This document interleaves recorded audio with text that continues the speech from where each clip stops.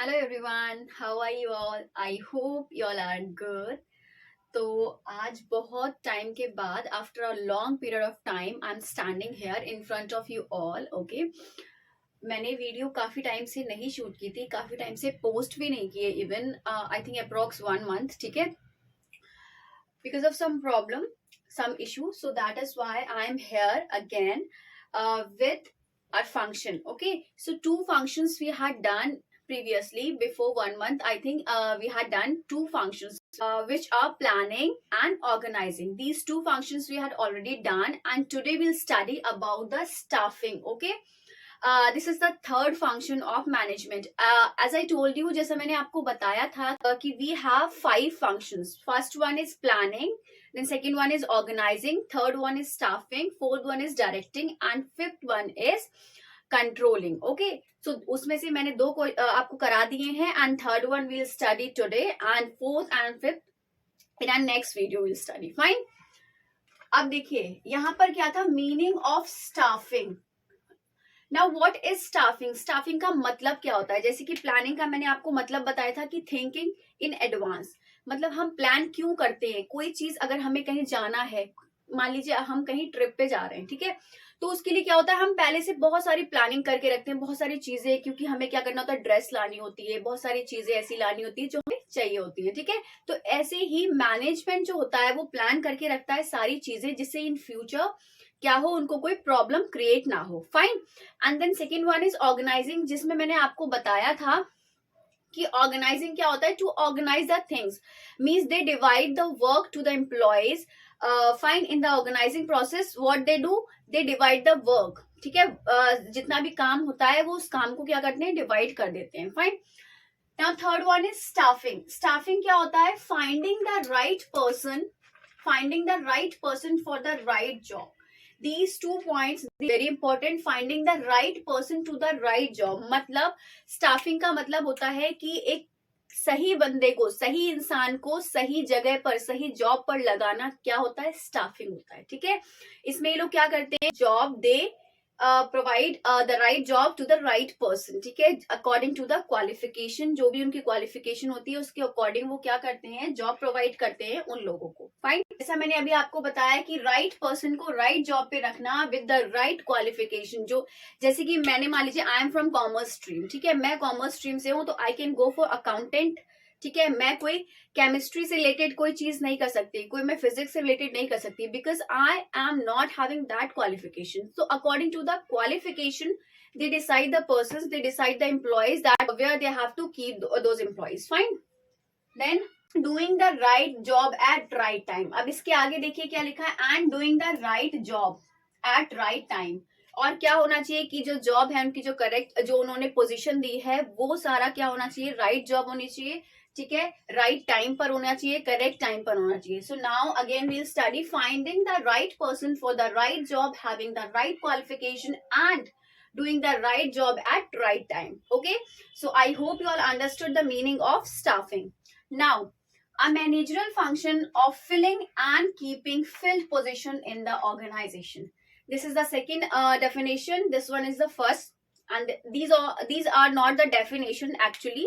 This is the meaning of staffing. Okay, so a managerial function of filling and keeping filled positions in the organization. इसका मतलब क्या हुआ, जब वो लोग किसी को हायर करते हैं तो इसका मतलब ये नहीं होता कि सिर्फ हायर किया उन लोगों को, मतलब जो एम्प्लॉयज हैं, जो वर्कर्स हैं, उनको रखा और उसके बाद उनकी जो पोजीशन है उसको मेंटेन करने की मतलब कोई भी रिस्पॉन्सिबिलिटी इनकी नहीं है.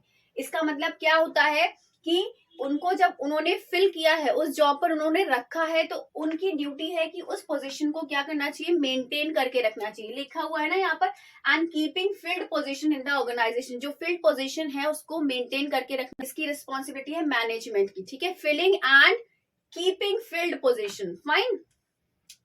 सो next one is staffing process. जैसे कि मैंने आपको बताया था, we have planning process also, we have organization process also, and here we have staffing process also.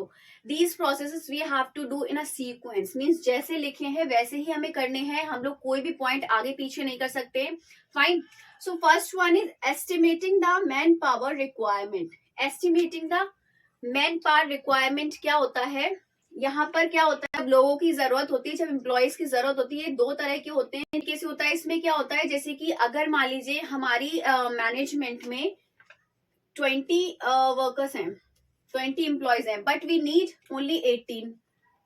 अगर 20 ऑलरेडी जॉब कर रहे हैं बट वी नीड ओनली 18, तो हमें क्या करना पड़ेगा, दो को फायर करना पड़ेगा, दो को निकालना पड़ेगा, ठीक है। क्योंकि हमें नीड सिर्फ 18 वर्कर्स की, 18 एम्प्लॉयज की है, बट वर्कर्स और employees are not same, okay.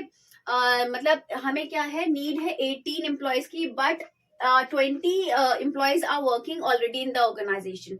तो हमें क्या करना पड़ेगा, दो को निकालना पड़ेगा, फाइन।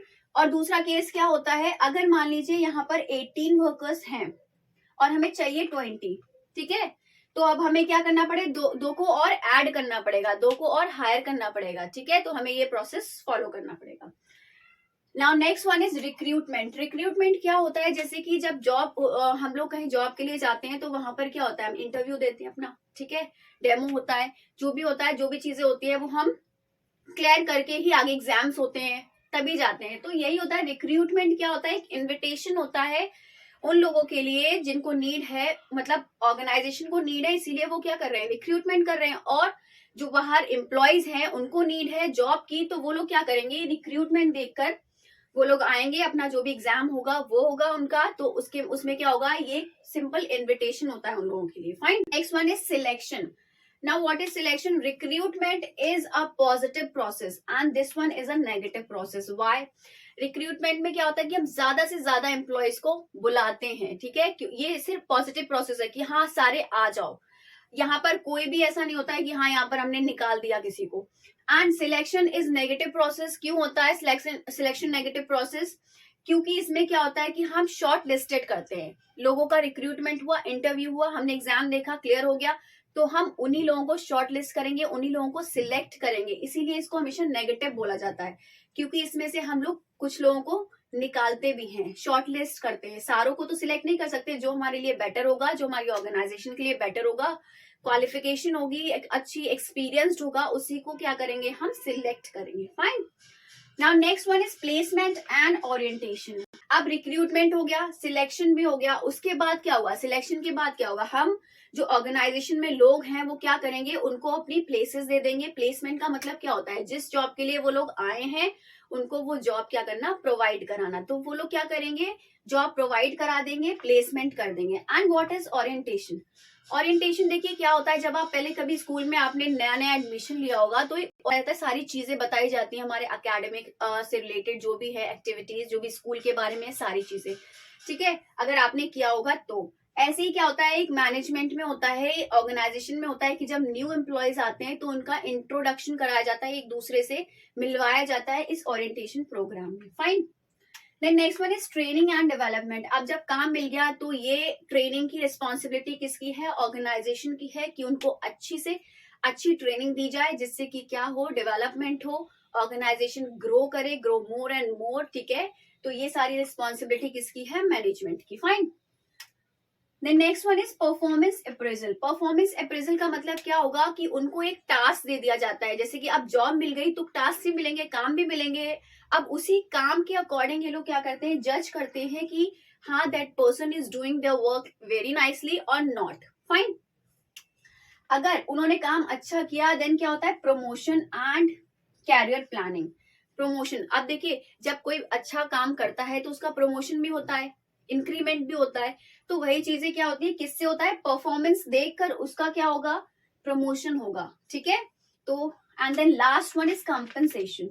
लास्ट प्रोसेस क्या है, कंपनसेशन। अब हमने उसको जिस चीज की जॉब प्रोवाइड की है, ठीक है, उसी के अकॉर्डिंग उसका कंपनसेशन होगा। कंपनसेशन मीन सैलरी, वेजेस, जो भी होता है, ठीक है।